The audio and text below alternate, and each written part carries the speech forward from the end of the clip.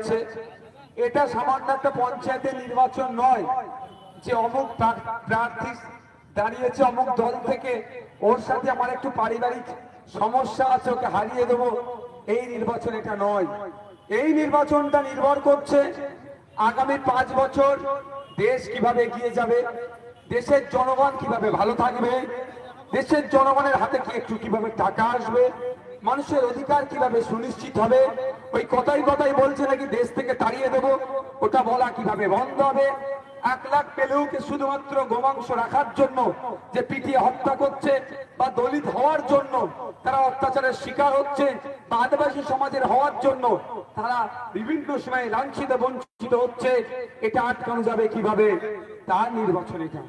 এক কথায় দেশবাসী কিভাবে এগিয়ে যাবে সেটা, যেখান থেকে পলিসি তৈরি হবে আগামী 5 বছর দেশের নিরাপত্তা, দেশের সীমান্তের নিরাপত্তা, দেশের অভ্যন্তরীণ নিরাপত্তা, এখানে ছাত্র যুবর অধিকার, শিক্ষকের অধিকার, সরকারি কর্মচারীর অধিকার, মহিলার অধিকার, পুরুষের অধিকার, শ্রমজীবী মানুষের অধিকার কিভাবে সুনিশ্চিত থাকবে এবং তার হাতে কিভাবে টাকা আসবে, সেই নির্বাচন হতে চলেছে।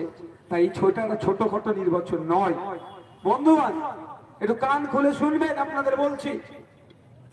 হয়তো কারোর কাছে আমার কথাটা একটু দিতে লাগতে পারে, তারপরেও বলবো একটু মনোযোগ সহকারে শুনবে। আমি কয়েকটা কথা বলে এখান থেকে আমার প্রোগ্রাম আছে আপনাদেরই পাশের বিধানসভা ছিলেন, আমি বিধানসভায় গেছি ভাঙড়ে। একটা এমপির কাজ কি সর্বপ্রথম আমাদের জানতে হবে।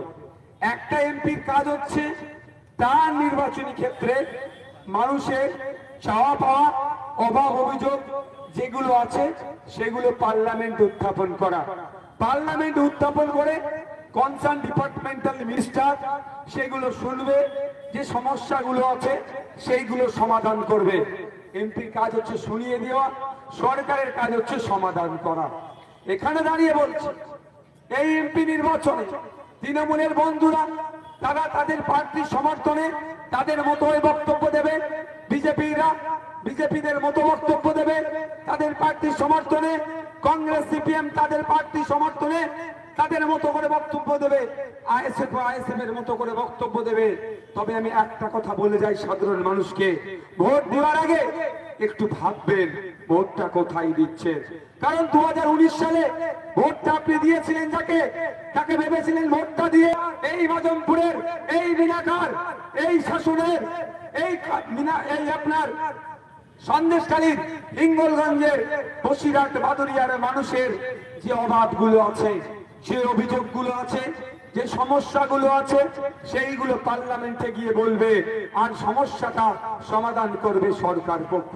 কিন্তু দুঃখের বিষয়, খোঁজ নিয়ে দেখবেন, তৃণমূলী বন্ধুদেরকে জিজ্ঞাসা করবেন বিগত 5 বছরে তৃণমূলের পক্ষ থেকে যিনি কন্টেস্ট করেছিলেন, তিনি বর্তমান যিনি বিদায়ী এমপি, পার্লামেন্টে গিয়ে জনগণের দুর্দশার কথা তুলে ধরেছে, সেটা আমার তৃণমূলের বন্ধুদেরকে একবার জিজ্ঞাসা করুন, দেখবেন একটাও তুলে ধরেনি। কারণ যাকে পাঠিয়েছেন সে রাজনৈতিক ভাবে পরিপক্ক নয়, যাকে পার্লামেন্টে পাঠিয়েছেন ভোট দিয়ে সে টিকটক ভিডিও করতে ব্যস্ত, সেলফি নিতে ব্যস্ত। সে জনগণ কি সমস্যায় ভুগছে, সন্দেশখালীর মানুষেরা, হিঙ্গলগঞ্জের তাদের যে দুর্দশার সম্মুখীন হতে হচ্ছে, যে ওখানে যে আপনার বালি দিয়ে